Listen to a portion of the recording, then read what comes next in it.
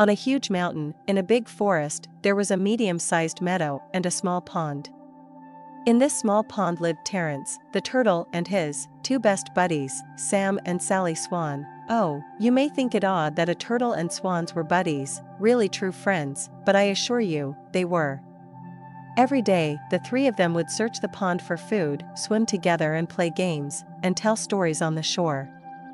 When it got dark, Sam and Sally would return to their nest under a large tree and Terrance to his den on the shore. By their tree, one year there was very little rain and the pond began to dry up.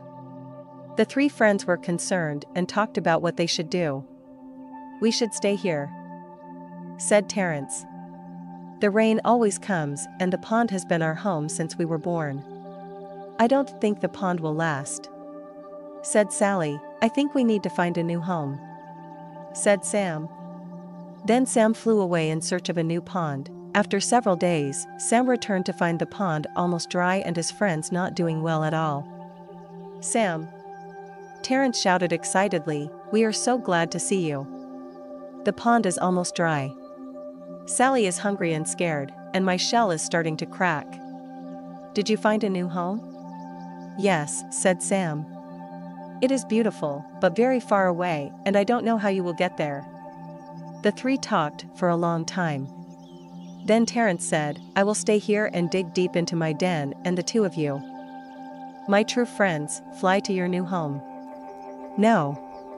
shouted Sally. "We will all go." "There has to be a way," said Sam. The three sat under the bright sun in silence, thinking of a way to get to the faraway pond. "I know how to do it," shouted Terrance. "See that stick?" he said to Sam, "Sally, and you will each take an end in your bill and I will bite it in the middle. Then, you can fly to our new home while I hang on to the stick. We can all be together." Again, the three sat in silence, thinking about Terrance's idea. "It will work," said Sally. "I agree," said Terrance. "Maybe," said Sam. Sam looked at Terrance and Sally for a few minutes and said, "Yes, I think it will work, but none of us can talk or open our mouths, no matter what. Does everyone understand?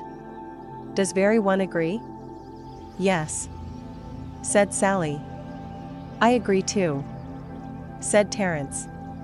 "Terrance," Sam firmly said, "it is most important that you do not talk or open your mouth.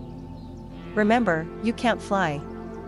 "I understand," said Terrance. Within minutes, Sally and Sam each had the stick firmly held in their bills. Sam opened his mouth and bit down on the stick. They were off. Sally Swan and Sam Swan flew side by side, separated by a stick, with Terrance Turtle hanging in the middle. It was a very strange but funny sight. As they flew, climbing higher and higher, no one dared talk or open their mouth. Faster and faster, higher and higher, Sally and Sam flew. Terrance was terrified. As they passed over a town, they could hear the people talking and laughing. "Look up in the sky," shouted one boy. "What is it?" asked another. As the people looked up, they began to laugh at the strange sight. They laughed, whistled, hooted, and hollered at the silly swans carrying a turtle on a stick. Terrance heard all the noise, but couldn't look down to see what was going on. Ignoring the advice that Sam had given him, he opened his mouth to ask him what was happening. Before he could say a word, he was falling and looking up at his flying friends. "Oh, don't worry. Terrance didn't get hurt." You see, they were close enough to their new home, so Terrance fell into the big, deep pond.